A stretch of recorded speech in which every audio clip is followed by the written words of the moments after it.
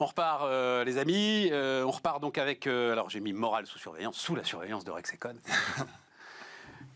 qui est quand même le meilleur indicateur. Alors, je ne vais pas te demander de dévoiler, surtout pas, Denis, les études que vous allez publier en milieu de semaine, c'est ça, mais... Moi, de ce que je vois dans les... Alors, tiens, je peux raconter d'ailleurs. Il se trouve qu'avec Deloitte, là, on vient d'enregistrer une trentaine, oui, un peu plus de 30 interviews de directeurs financiers, de TI et de grands groupes, mais davantage de TI. Donc, 30 quand même, ça commence à... Il y a un petit quelque chose, quoi. Globalement, les gars sont dans l'incertitude totale, mais tu sens absolument pas de panique. Et la question, c'est incertitude, mais incertitude même sur... Donc, ils ont du cash. Et la question, c'est qu'est-ce que j'en fais? Est-ce que je continue à faire du stock? Mais en fait, j'ai aucune garantie sur la demande. Qu'est-ce que va être la demande? Ma production, si je suis industriel, elle commence à me coûter cher, mais en même temps, ça, j'aimerais bien savoir si tu arrives à prendre la mesure. Et malheureusement ou heureusement, en circonstance, nous sommes tellement désindustrialisés que oui, effectivement, c'est un problème, mais enfin, c'est pas un problème vital non plus pour le cœur de l'économie française. Enfin, en tout cas, je ne l'ai pas ressenti comme ça. Oui, ça mange les marges, mais enfin bon, voilà. Il y a la pression salariale, forcément. Donc, comment ça va se passer? Je vais distribuer des primes. Je vous donnerai les 2-3 chiffres là, de ce qui se passe en ce moment dans les grandes entreprises. Donc, voilà, on sent un brouillard épais, mais pas de panique, pas d'angoisse. Voilà comment je peux résumer le truc. Oui, tout à fait. Je pense que tu l'as bien résumé. Je peux peut-être sortir maintenant. C'est bon, non, mais c'est un peu ce que tu ressens toi aussi. Oui. C'est un peu le truc là. Oui, globalement, c'est plutôt cette idée qui se dégage de la plupart des enquêtes, enfin de tous les capteurs que l'on peut mettre en place. Et d'ailleurs, même des capteurs qui ne sont pas seulement franco-français. Ce lundi matin est sorti l'indice IFO et on n'a jamais. C'est les Allemands, ça. Les Allemands, voilà. On n'a jamais vu un écart aussi marqué entre les anticipations à 6 mois et l'appréciation de la situation courante. Il y a 20 points d'écart entre ces deux indices, c'est du jamais vu. Et ça veut dire quoi? Ça veut dire que l'appréciation de la situation courante reste à peu près solide. Elle n'est pas géniale, mais ça va, ça tient. Il y a encore, en revanche, on s'attend à une dégradation violente. En revanche, on s'attend à 6 mois à ce que ça soit une dégelée, quelque chose de pas possible. Donc, pour donner un ordre de grandeur, les anticipations à 6 mois sont plus dégradées aujourd'hui qu'elles ne l'étaient en 2008 au cœur de la crise financière. Donc ça dit bien quand même la profonde inquiétude qu'il y a. Ça, c'est vrai pour les Allemands. C'est vrai, toute proportion gardée en France. C'est un peu ce sentiment qu'on est encore un peu entre ciel et terre. C'est-à-dire que jusqu'à présent, ça tient. Jusqu'à présent, il y a de l'activité. J'ai encore des projets. En revanche, il y a 2-3 petites choses qui sont en train de se gripper. Alors, les anticipations ne sont pas très bonnes, mais pas non plus très, très mauvaises. Mais je sens des choses qui sont en train de se gripper. C'est-à-dire que mes projets d'investissement, j'en rabats un petit peu. Ouais, c'est ça. Je commence à être un petit peu moins ambitieux. Ça, c'est clair. Et ça tombe bien parce que les conditions de financement, elles, sont en train de se dégrader. Dans la dernière enquête, alors on l'a sortie la semaine dernière, là c'était auprès des patrons, des directeurs financiers des grandes entreprises et des ETI, c'était le sentiment que les recherches de financement deviennent un peu plus ardues, que les marges sur les crédits bancaires se tendent. C'est-à-dire que l'évolution des taux va au-delà de la seule remontée des taux directeurs. Et donc, il y a des marges qui sont en train de se refaire du côté bancaire au détriment plutôt du financement de l'activité. Et puis, il y a quand même vraiment cette incertitude. En fait, elle tient à ce qu'on ne maîtrise pas l'approvisionnement premier. Je ne sais pas dans quelle mesure je pourrais être approvisionné demain, que ce soit parce que moi je rencontre un problème d'énergie ou parce que mon fournisseur principal rencontre un. Et là, en fait, on est sur un phénomène que ne sont pas habitués à traiter ou que ne sont plus habitués à traiter les chefs d'entreprise, à savoir un phénomène de non-linéarité, c'est-à-dire que je suis sur un phénomène où je n'ai aucune garantie de pouvoir disposer du matériel. Et donc, ça va induire forcément un comportement de prudence. Les entreprises vont ramener un peu les voiles sur l'investissement. Et on ne peut pas leur reprocher. Et globalement, c'est ce qu'il faut faire. C'est légitime. Ouais, c'est assez légitime. C'est légitime dans ce contexte. Mais pour autant, insistons bien là-dessus. Jusqu'à présent, ça va. Jusqu'à présent, ça va. On va encore avoir un chiffre au 3e trimestre qui devrait être plutôt positif. Mais les signes noirs commencent à être nombreux. Bon, et on doit ajouter qu'on a assez peu de doutes sur le fait que l'État est toujours là. Et la présentation du budget et... la volonté du gouvernement d'absolument pas resserrer la dépense donne raison aussi sans doute à ces directeurs financiers. Anne-Sophie ? Alors moi c'est vrai que je serais peut-être un peu plus optimiste, on en parlait dans le scénario, alors bien sûr les anticipations négatives, hein, ça bien sûr c'est dit. Après quand on regarde vraiment les chiffres par rapport notamment au taux d'épargne des ménages, on voit qu'on est à un niveau assez élevé et que le phénomène de désépargne s'est arrêté. Donc c'est ça vraiment, on a le risque, c'est-à-dire que là donc plus au niveau des ménages, on voit qu'il y a vraiment des anticipations que l'augmentation de l'inflation va continuer, alors que normalement c'est vrai que pour l'année prochaine on serait plutôt dans un tassement et ensuite une baisse aux États-Unis, après progressivement en zone euro. Il y a quand même la conscience qu'on va continuer d'être aidé, en tout cas pour certains ménages. Donc ça, là aussi, c'est intériorisé de se dire on aura des aides. Mais malgré ce contexte, donc du coup, qui fait qu'on est quand même moins mal placé que nos partenaires européens, on a un petit peu peur, alors bien sûr, parce que dès qu'il y a des anticipations négatives, ça y est, on surépargne, un taux d'épargne, donc en effet 15%, on est à 5% aux États-Unis, donc on voit que c'est pas du tout record de collecte sur le livret A qui remonte à, c'est un record de, alors j'ai plus le chiffre en tête, mais c'est un record de plus de 10 ans au mois d'août sur la collecte livret A. La même mentalité. L'autre élément, c'est sur l'immobilier, parce qu'en effet, c'est vraiment le placement de référence en France, et là on se dit avec l'augmentation des taux, en effet, je revois à la baisse peut-être ce que je voulais investir, ou j'essaie de le faire maintenant avant que la hausse des taux augmente. Donc ça, on le voit un petit peu dans les comportements et les anticipations. Mais globalement, à mon sens, justement, les indicateurs sont encore bons. Il y a ce taux d'épargne, donc ça veut dire qu'on a encore ce petit matelas. Il y a, et là, le fait des spécialistes dans les services... on n'y touche pas à ce taux d'épargne. Le fait d'être spécialisé dans les services nous protège un petit peu aussi par rapport aux pays très industrialisés. Donc, comme d'habitude, à mon sens, on ne va pas dégringoler comme par rapport aux autres. Et quand il y aura la reprise, on ne va pas augmenter. On va encore rester, comme on l'a vu après le Covid, dans une sorte de léthargie, je ne dirais pas, mais en tout cas, dans une situation... Oui, tu peux le dire. Léthargie, tu peux le dire. D'accord. Attends, un mot de Philippe. Non, moi, la question, quand je regarde les enquêtes qui sont menées en Europe, c'est d'où va venir la demande. Ouais, c'est toujours la même question. Les ménages, effectivement, épargnent parce qu'ils ne savent pas très bien à quelle sauce ils vont être mangés. Alors, bien sûr qu'il y a ces plans sur le prix de l'essence, etc. Mais on va toucher une augmentation de 15% des factures électriques au 1er janvier. Donc, voilà, on vous annonce 6 mois avant que ça va coûter beaucoup plus cher. Quel est votre comportement dans ce cas-là? Est-ce que vous dites « Oh, c'est pas grave ». Non, tout le monde va épargner. Je pense que tout le monde va être prudent. 15%, il faut ajouter qu'il va rester quand même un chèque énergie. Oui, bien sûr. 100-200 euros pour les... Mais quels sont les éléments de bonne nouvelle qu'on peut imaginer là, immédiatement? Il n'y a pas grand-chose. Et donc, ça veut dire que moi, dans mon comportement de consommateur, j'attends de voir. Ouais.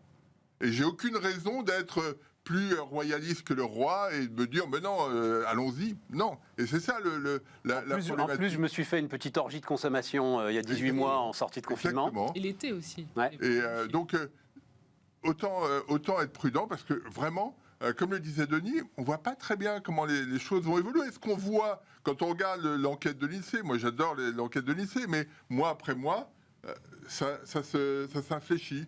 On était à des niveaux très confortables. C'est beaucoup moins confortable. Alors, on n'est pas du tout dans la dynamique allemande, on n'a pas les mêmes problématiques que l'Allemagne, mais on va être touché forcément, parce que l'Allemagne, et Denis parlait de l'IFO qui a été publié ce matin, l'IFO nous signale très clairement que l'économie allemande va se contracter assez vivement. Et donc... l'ensemble des pays européens vont être touchés. L'Allemagne est le premier client de tous les pays européens, donc ça va être compliqué à gérer. Alors après, ils mettent 65 milliards sur la table. Mais ça, c'est radicalement nouveau. Hein. Non, mais bien sûr. 65 milliards auxquels il faut ajouter, parce que c'est un chiffre, on parlera d'électricité, mais le sauvetage de leur intermédiaire gazier, la Uniper, ça leur coûte 30 milliards quand même. Oui, mais... Non, mais 30. Alors, tout à l'heure, on parlait d'Europe. Moi, ce que je trouve extrêmement intéressant avec l'Allemagne, c'est que la frontière entre les frugaux et les pays du Sud est en train de devenir beaucoup plus floue. Elle s'est légèrement déplacée. Ça, c'est sûr qu'il est difficile de parler de frugalité. Quand il n'y a plus d'impulsion chinoise que le prix de l'énergie est ça devient plus compliqué. Je trouve ça c'est très keynésien. Mais Contracyclique, c'est parfait. je m'en réjouis. Mais voilà, tu t'en réjouis. Tu voulais ajouter quelque chose, Oui, Denis? peut-être sur l'épargne, deux points qui me semblent importants quand même à rappeler. C'est que, un, il y a la surépargne, cette fameuse surépargne Covid, ce que l'on a accumulé en 2020-2021. Le simple passage de l'inflation en 2022 a érodé la moitié de la surépargne que l'on a constituée. En gros, on a estimé en France, c'est 50%, on va dire, parce que vos dépôts, imaginons que vous êtes placé en livret A, quand même pas énormément, ça ne génère pas un revenu suffisant pour absorber l'inflation. Et en fait, vous perdez 50% de la valeur de cette surépargne qui a été accumulée par le passage de l'inflation. Et c'est beaucoup plus dans l'ensemble de la zone euro. On est plutôt aux environs des 2 tiers qui est perdu. Et sur l'épargne, on va avoir progressivement le comportement d'épargne d'encaisse réelle, enfin ce que les économistes appellent l'encaisse réelle, c'est-à-dire je vois la valeur de mon patrimoine qui s'érode par le passage de l'inflation, je veux maintenir le même niveau de patrimoine, alors je suis incité à faire un comportement d'épargne plus important que ce que je faisais auparavant. Et donc on va avoir un comportement, me semble-t-il, à partir de 2023, qui va complètement jouer sur cet effet d'encaisse réelle. Et là, c'est un pari sur la prévision. C'est un des éléments d'ailleurs qui peut distinguer les prévisions. C'est ce qu'on avait vu après le premier choc pétrolier. C'est ce qu'on avait vu après le premier choc pétrolier. Le taux d'épargne avait été remonté de 74-75, tu veux dire, Philippe? Le taux d'épargne était remonté très fort, en phase avec la hausse de l'inflation. Alors, juste par rapport à ça, quand même, en France, il y a quand même beaucoup de gens qui ont eu accès à la propriété, qui sont endettés à taux fixe à un moment où les taux étaient excessivement bas. Et donc, là aussi, pour ces catégories-là aussi, ça peut être une bonne nouvelle. Donc là, il faut aussi nuancer. C'est une bonne nouvelle si votre salaire augmente, compense. Non, c'est surtout des 30 taux fixes, parce que c'est le cas pas du tout de d'autres. Ah oui, bien sûr. Non, mais vous avez des variations. Mais après, ça reste une ponction forte sur ton reste à vivre, comme on dit. Et donc, si le reste du salaire est mangé par l'inflation, c'est ce que dit Philippe, tu te retrouves. Juste, alors sur le patrimoine. Un mot là-dessus, parce que donc il y a des tensions chez Stellantis, Orange, Carrefour, celles qui remontent à travers les articles de presse. Donc Carrefour, par exemple, va augmenter les salaires de 2% au 1er novembre, en disant oui, mais on a donné 5,7% en septembre dernier. Et puis il y a Air France qui a quand même bien lâché, donc 5% en 3 fois sur l'année, donc chez Air France, plus 1 000 € de prime de partage de la valeur, la PPV, prime Macron, mais voilà, donc on en est là. Mais la tension sur les salaires est en train quand même d'arriver assez fort sur les entreprises. Elle est en train de monter. C'est d'ailleurs un des éléments d'inquiétude de la part des patrons sur l'équilibre de toute façon de leur compte d'exploitation. Si on prend un peu de distance sur les évolutions de salaire, on se rend compte que les salaires évoluent exactement comme les prix. Pas sur 2022, mais en comparatif à fin 2019, quand vous prenez le salaire moyen par tête, prime Macron comprise ou non incluse, on est grosso modo à 6,5%, ce qui est l'évolution de l'inflation prix hors tabac entre fin 2019 et aujourd'hui. D'accord, mais tu ne peux pas inclure la prime Macron là-dedans, c'est pas du salaire. Non, mais je le regarde en salaire moyen par tête, donc qui inclut les primes. Mais même si j'enlève la prime, en gros, la progression du salaire, elle n'est plus de 6,5, elle est de 6% à peu près. Donc on n'est pas si éloigné que ça de l'inflation jusqu'à présent, mais en le prenant sur 3 ans, alors qu'on réagit beaucoup plus à l'inflation instantanée, et en réalité, les négociations vont se faire sur l'inflation qui s'observe actuellement. Mais tout ce qu'on... Vas-y, Philippe. C'est ça le souci qui va se poser sur les négociations salariales. C'est-à-dire que les salariés vont vouloir récupérer du pouvoir d'achat, à juste titre, mais les entreprises, parce que la conjoncture, c'est quand même a basculé quand même au cours de l'été, ne sont plus du tout dans les mêmes situations. C'est-à-dire que quand on regarde les enquêtes, la demande s'effondre, la production ralentit, voire baisse, et donc la capacité de l'équilibre des négociations va être compliqué à appréhender. Et j'ajoute qu'ils ne sont pas dans l'idée, en tout cas ceux avec qui j'ai parlé, d'une inflation durable. Et donc, tu es beaucoup plus tenté, effectivement, de compenser à travers les primes, à travers les RTT défiscalisés, à travers l'ensemble des systèmes. Parce que là, il y a le projet de loi pouvoir d'achat qui a été passé cet été offre vraiment énormément de possibilités aux chefs d'entreprise.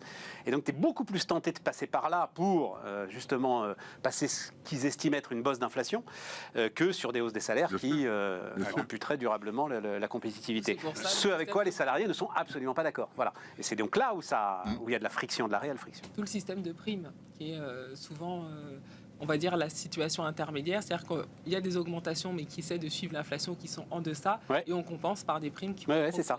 Ouais, exactement. Ouais, trouver un peu un consensus entreprise. D'ailleurs, c'était un tournant assez intéressant des DRH entre le début de l'année et maintenant. En début d'année, non, on ne va pas mettre en place les dispositifs. Il n'y avait pas encore l'impression que l'inflation allait être forte. Et puis, au fur et à mesure de son passage, eh bien non, finalement, c'est peut-être pas si mal ces primes Macron. Rachat de RTT, enfin bon, bref, il y a énorme dispositif. Ok, on a fait le tour là-dessus. Donc, effectivement, alors l'un des sujets derrière, c'est le choc électrique.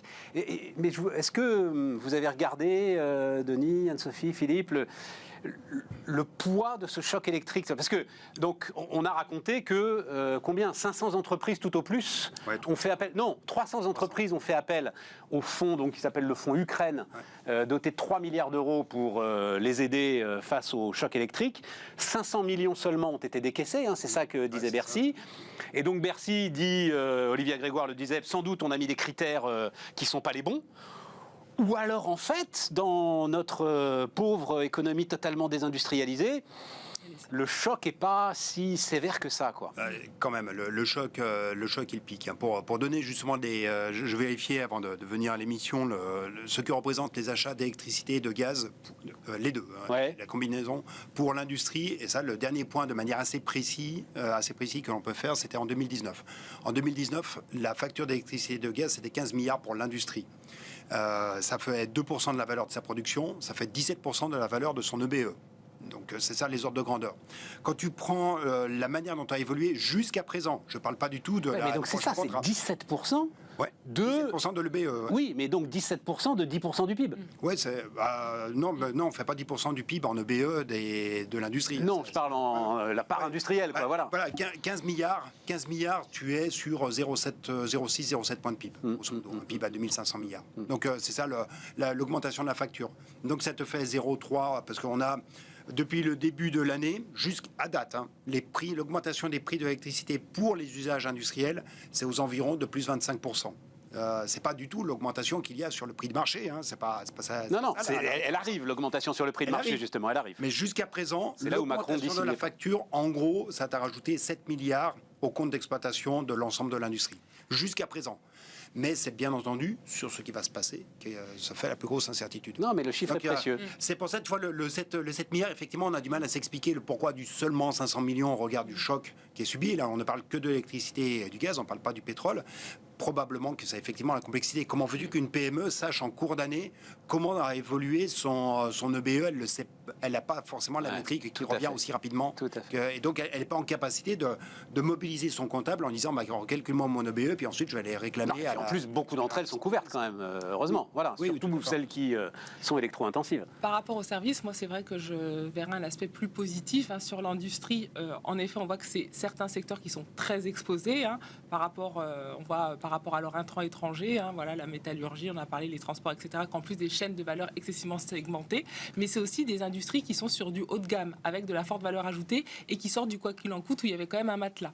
Donc même si la hausse a été très importante, pour l'instant, en tout cas dans la première période, pour cette année en 2022, il y a une absorption. Le problème, c'est en effet dans les anticipations. Donc ça, c'est pour l'industrie, dans ces branches plutôt haut de gamme, où on a pu absorber. Ensuite, pour le reste, et on est quand même spécialisé dans les services, on le voit par rapport au décalage par rapport à notre pays, on a 2-3 points qui expliquent par rapport à cette spécialisation. Et dans les services, c'est vraiment là la hausse des salaires et les pénuries qui jouent beaucoup plus, donc le capital humain, que le reste. Et là, à part le secteur aussi des transports qu'on voit complètement en flèche, sinon sur le reste, on voit qu'il commence à avoir une contagion cette année, mais qui reste encore assez limitée et contenue, parce que notamment dans les salaires, même si on a ces augmentations, c'est pas du tout comparable, bien sûr, aux augmentations des coûts fixes par rapport à l'industrie. Et le fait, en effet, d'avoir ce poids de l'industrie plus réduit, on parle toujours du problème de désindustrialisation, là, c'est un petit matelas qui nous protège, il faut quand même le dire. Qui nous protège. Même si Ouais. C'est à court terme. Mais J'arrive pas à dire que ça nous protège. en moi, fait, je pense que ça enlève le dernier avantage compétitif que l'on avait. Ouais. Au contraire, c'était pour les prix. industries qui en profitent,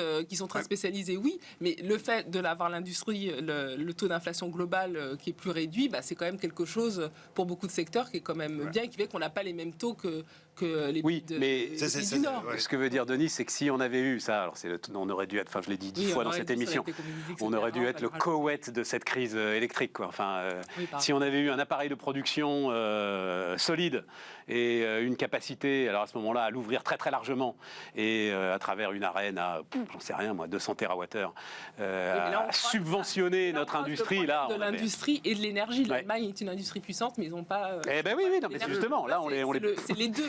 On les pulvérisait, là. Là, il n'y avait pas de match, là, pour. Il faut avoir l'industrie et l'énergie. Là, il n'y avait pas de match. C'est ça. Philippe ? Non, la question, moi, que je me pose, pas simplement sur les industriels, c'est comment va réagir l'économie européenne, l'économie française, avec des prix de l'énergie qui resteront durablement élevés. C'est ça la question. Comment on fait pour s'adapter, pour modifier ces structures de coûts de production pour faire face à cette situation. On se souvient, moi j'ai en tête les années 70, c'est toujours un peu le vieux grimoire qu'on sort, mais on est passé de l'industrie au service. Grossièrement, on est passé de 6% de croissance au tout début des années 70 à 2% à partir du début des années 80. On était passé dans une économie de service parce qu'il y a beaucoup d'industriels, de secteurs industriels qui n'étaient plus viables avec la hausse du prix de l'énergie. Et là, la question se pose, comment on va faire ? Comment on va gérer cette situation ? Parce que mon sentiment est que le prix de l'énergie risque d'être durablement élevé. Et qu'est-ce qu'on fait de ça ? Alors effectivement, pour l'instant... Et il faut ajouter, plus élevé pour nous que pour les Américains. Absolument. On est sûr. Et ça, c'est un point qui sont autosuffisants. Oui. Et puis... Et que pour les Chinois qui vont pomper le pétrole et le gaz russe pendant des décennies. Il y a deux choses. C'est que le prix du gaz aux États-Unis n'a pas du tout la même allure que le prix du gaz en Europe. Donc ça, c'est un premier point. Et puis le deuxième point, quand même, la crise énergétique.